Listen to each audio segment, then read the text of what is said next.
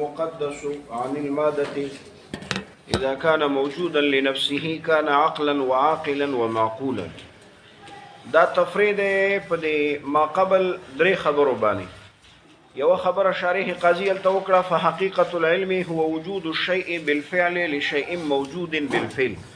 حقیقت د علم هغه وجود د شی د بالفعل یو شی موجوده بالفعل ته یو خبره. دویمه خبره بیا وکوله چې میزان د صحت د عالمیت هغه دا چې عالم به قائم به ذاتی او مجرد به وي ذاتاً د مادینه. او دریمه خبره بیا وکوله و میزان چې میزان د صحت د معلومیت هغه دا چې معلوم به موجود بالفعل وي بذات او چاته به موجودی یو ذات مجرده ته. نو دې دریو باندې تفریقی چې کله حقیقت د علم وجود الشیء او میزان د عالمیت دا و چې دغه عالم به قائم به ذات یو مجرد به ذاتاً د مادینه او میزان د معلومیت دا و چې معلوم به موجود بالفعل وي او چاته به موجود یو ذات مجرده ته. نو دی وی فالشیء المقدس هغه شی چې هغه پاک وي د مادینه او لاندې ناکید لیکلي و غواشي هاخه او د ملحقات د مادینه. ملحقات د مادي خو پیژنې هغه شیان چې هغه حلول کوي په ماده کې لکه صوره جسمی او صورت نوعی. نو دغه شی اذا كان موجودا لنفسه چې کله موجود لنفسه وي نو علم د دې شی په خپل ذات باندې علم د دې شی په خپل ذات باندې په دې صورت کې دغه شی کان عقلا وعاقلا ومعقولا هم علم ده هم عالم ده هم شی ده معلوم ده. په دې پوښوي عقل نه مراد علم عاقل نه مراد عالم او معقول نه مراد معلوم. چې کله حقیقت د علم وجود الشی چې کله میزان د عالمیت دا و چې عالم به قائم به ذاتی یو مجرد به وي ذاتاً د مادینه او میزان د معلومیت دا و چې معلوم به موجود بالفعل وي او ذات مجرده ته موجودی. نو په علم د دغه مجرد کې په خپل نفس باندې په دې کې امدقه مجرد دا په خپل باندې علم هم دی عالم هم دی او شی دی معلوم دی او کنه مجرد دی موجود بالفعل دی لنفسه او تجرد د مادینه ذاتی ده تجرد د مادینه شی ده ذاتی ده او حقیقت د علم ما ته وجود شی وایو کنه. نو هم علم شو هم عالم شو هم شی شو معلوم شو. په دې باندې رسېږي. نو موږ ویلې چې فالشیء المقدس دا تفرید کنه په دغه امور ثلاثه باندې. خدا خو تفرید غرض د دې تفرید نه شي ده. غرض د تفرید نه د شارح قاضي هغه دغه دی اعتراض ده. حاصل اعتراض ده چې مقصود خو دلته موږ په دې لا تصورو کې دا خو د لا تصورو شرح ده کنه متن کې خو موږ لا تصورو کې لګیایو.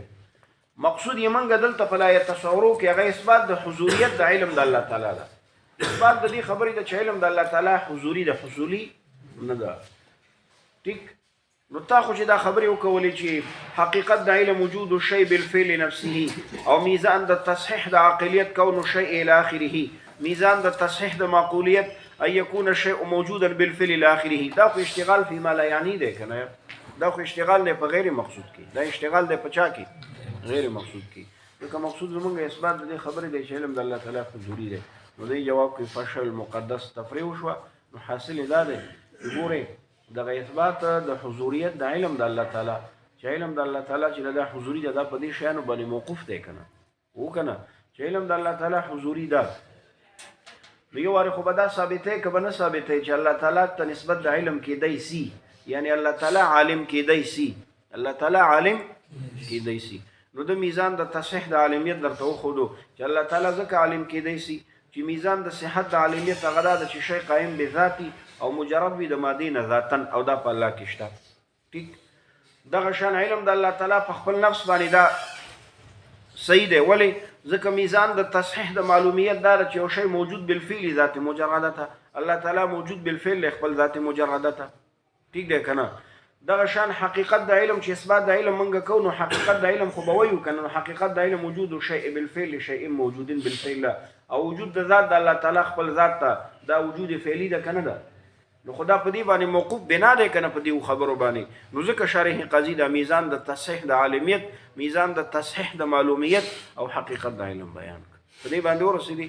نو دا اشتغال په غیر مقصود کې نو دی وی ښه کان عقلا وعاقلا ومعقولا. عقل دلته په معنا د علم سره ده. وګوره یاد ساته عقل دلته په معنا د علم سره ده، خو د علم نه معنا مصدري نه ده مراد. ښه معنا مصدري خو معنا انتزاعي ده که نه، د هغې حمل په الله تعالی باندې نه کېږي، بلکې عقل دلته په معنا د مبدأ الانکشاف سره ده. چا سره ده؟ علم په معنا د چا سره ده؟ نو علم چې په معنا د مبدأ الانکشاف سره شي نو بیا عینیت د الله تعالی سره صحیح دی. فادراکه لذاته، ادراک د دغه شي چې مقدس عن الماده و غواشی ماده وي، لذاته خپل ذات لره، دا ادراک لا یزید، دا زائد نه دی علی وجوده په وجود د دې شي باندې. یعنی ادراک عین دی د وجود د دې شي سره. ولې علم عبارت دی د وجود د شي نه کنه، ویلیم دي کنه علم عبارت دی د چا نه؟ وجود د شي. په دې باور سره بل علی ماهیته فقط، بلکې دا ادراک د دغه شی مقدسه په خپل ذات باندې دا زائد دی په ماهیت خپل باندې فقط، نه په وجود باندې. په دې علی وجوده ټکی باندې اشکال پیدا کیږي. هغه دا راته وایي چې فادراکه لذاته لا یزید علی وجوده، د دینه معلومیږي چې ادراک د دې علم د دې شی مقدسه په خپل ذات باندې دا زائد نه دی په وجود باندې، یعنی دا عین دی د چا سره؟ د وجود سره.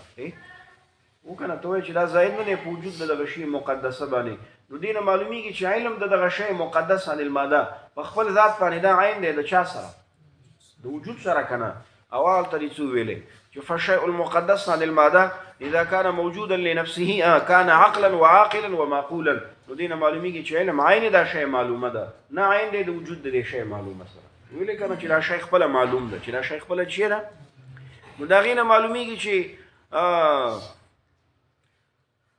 علم چې دا عین دا شی معلومه ده. و دې ویلې کنه کان عقلا، دا شی مقدس خپل چی ده؟ علم ده. نو دینه معلومیږي چې دا شی علم عین دی د چا سره؟ د دغه شی مقدس سره. او دلته وایي چې علم عین دی د چا سره؟ د وجود د دې شی مقدس سره. په دې باندې پوهیږي؟ د دې اشکال جواب لاندې حاشیه منهیه کې کړی، تاسو راکې وځي.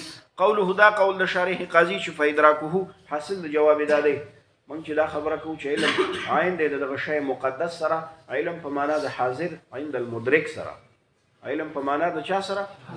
حاضر عند المدرک. او دلته چې وایو لا یزید علی وجوده، چې ادراک د دغه شی خپل ذات لره دا زائد نه دی په وجود د باندې بلکې عین ده. دلته علم په معنا د وجود شیء لشیء سره، په معنا د چا سره؟ وجود شیء سره. نو د هر یو محمل جدا جدا دی کنه، نو تکرار نشته. فادراکه ای الادراک بالمعنى المصدري چې هغه وجود شیء لشیء ده، واما بالمعنى الحاضر عند المدرك فهو نفس الشيء المعقول، نو هغه بیا نفس شی دی، شی معقوله ده، نفس هغه شی معلومه ده، معقول نه مراد شی دی. پوه شو ور باندې؟ بل علی ماهیته فقط، دا بل د اضراب د پاره ده، اعراض د پاره ده. ادراک د دغه شی مقدسه په خپل ذات باندې دا زائد نه دی په وجود د دې شی مقدسه باندې اعراض کی، بلکې زائد دی په ماهیت د دې شی مقدسه باندې فقط، نه په وجود باندې. په دې باندې پوه شوي؟ سر خلاص شو. نو بل کوم بل شو؟ اعراض لپاره اذا كانت غير الوجود، دا اذا كانت غير الوجود دا دفع دی اعتراض ده. حاصل اعتراض ده ته وایي چې دا ادراک د دې شی مقدسه په خپل ذات باندې نه، دا زائد دی په ماهیت د دې شی باندې. یو شی دا شی نه خو الله پاک هم دی کنه، واجب الوجود هم ده. نو ادراک د هغه خو زائد نه دی په ماهیت د الله تعالی باندې، بلکې ادراک خو عین دی د ماهیت د الله سره. علم د الله تعالی په خپل ذات باندې دا علم عین دی د چا سره؟ د ماهیت د الله سره. پوهیږي ور باندې؟ نو دی جواب کوي چې نه، اذا كانت غیر الوجود، منګه وایو چې علم د دې شی په خپل ذات باندې دا زائد دی په ماهیت د دې شی باندې، خدا کله چې کله دا ماهیت غیر وي د وجود نه، ماهیت د دې شی غیر وي د چا نه؟ د وجود د شی نه. او د الله پاک وجود عین دی د ماهیت سره، د الله پاک وجود عین دی د چا سره؟ ماهیت سره. پوهیږي ور باندې؟ سر په خلاص شو. اذا كانت غیر الوجود، چې کله دا ماهیت غیر وي د چا نه؟ د وجود نه. نو سماغه اصل کوم شی چې مقصود دی په لا تصورو کې په هغه باندې تصریح کوي. مقصود کوي مونږه اثبات د علم د الله تعالی ته، او بیا اثبات د حضوریت ته. اول دا چې الله عالم د علم لري، نه لکه یو ډله د حکماو چې وایي چې الله در علم نشته. او بل دا چې علم کوم علم ده؟ نو فالقدوس الحق، هغه پاک ذات چې حق دی، فی اقصى مراتب التجرد، دا په اعلی مرتبو د تجرد عن الماده کې ده. ولی؟ اذ هو، ځکه الله پاک وجود بحت، څه معنی؟ وجود صرفه ده. څه شی ده؟ وکنه وجود حقیقي چا لره دی؟ فقط الله لره دی کنه. او بل وجود صرفه ده معنی وجود د عین دی کنه د الله سره، وجود د عین دی د چا سره؟ د الله سره. الله چې د وجود بحت معنا محض خالص، بحت معنا شي قائم بذاتی، قائم بذاتی دی کنه دی، نو هغه مدار د تصحیح د عالمیت پکې شته که نشته. او متقدس عن الماهیت دی کنه ده، متقدس عن الماهیت دی کنه. په دې باور سره ما ته وګوره د دې وجود البحتون قائم بذاتی نه رسوي دا متقدسون عن الماهیت راوړ، دا دفعه د یو وهم یې وکوله. وهم کو چې دا بحث خو په معنا د خالص سره ده، الله وجود خالص ده، نو وهم کو چې ولا الله پاک خالص دی د صفاتو نه هم، لکه څنګه چې د مادینه د نو صفاتو نه هم شي ده، او حالانکه صفاتو نه الله خالص ده، صفات ثابت دي، صفات ثابت دي کنه. نو دی وی نه بحث نه مراد خالص عن الماهیت تا، نه خالص عن الصفات. په دې باندې ورسېږي سر خلاصېږي. مقدس دی د ماهیت نه، ماهیت نه پاک دی مړه فضلا عن الماده. ماده خو لا څه کوي، ماده خو ورلره نشته چې نشته، پوهېږي ورباندې. نو فهو الله پاک لا محاله خامخا ظاهر د لذاته بنفس ذاته، په خپل ذات باندې ظاهر لذاته ده بنفسه، یعنی علم په خپل ذات باندې شی دی حضوري ده. نو فهو الله پاک عقل لا علم ده او معلوم ده او عالم ده، لا يزيد تعقله، علم ده الله تعالی زائد نه ده علی ماهیته، په ماهیت د چا باندې د الله باندې. ویږي دلته اشکال پیدا کیږي چې شرح کې ټکراو ده، تناقض ده. ولی ځکه تا مخکې ویلې چې متقدسون عن الماهیت، ودې ویلې کنه چې الله پاک متقدس دی د ماهیت نه، ماهیت ولره نشته. او دلته وی چې نه لا يزيد تعقله على ماهیته، علم د الله تعالی په ماهیت د الله تعالی باندې زائد نه ده. نو دینه خو معلومیږي چې ماهیت ولره شته، او دا هغې نه معلومیږي چې ماهیت ولره نشته. نو ته به جواب وکړي چې د دواړو ځایونو کې ماهیت په بیلې بیلې معنا سره دی، ماهیت په بیلې بیلې معنا سره ده. په هغه اول ځای کې چې متقدسون عن الماهیت، ماهیت په معنا د امر معقوله معرى عن الوجود سره ده، یعنی ماهیت مصطلحه فی فن الامور العامه ده. ماهیت په فن امور عامه کې څه ته وایي؟ هغه امر معقوله چې خالی وي د وجود نه. الله پاک خالی د وجود نه کېدای شي نه، نو ځکه الله لره ماهیت نشته.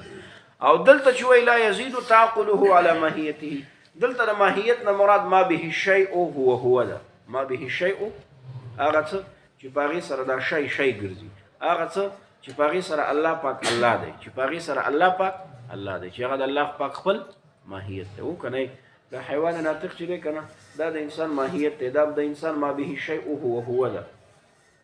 مخکې ما تاسو ته ویلي دي په دا الشیء هو کې دغه الشیء چې دا مبتدا او هغه هو ثاني چې دا خبر دی، او دغه اول هو چې دا ضمیر فصل ده، دا ضمیر. نو ګورئ حیوان ناطق دا ماهیت د انسان ده، ما د حیوان ناطق ما هغه شی ده به چې په سبب د دې حیوان ناطق سره الشیء دا انسان هو دا انسان ده، هو دا یعنی که انسان که حیوان ناطق نه وای نو بیا به حمل د انسان په انسان باندې نه کېده.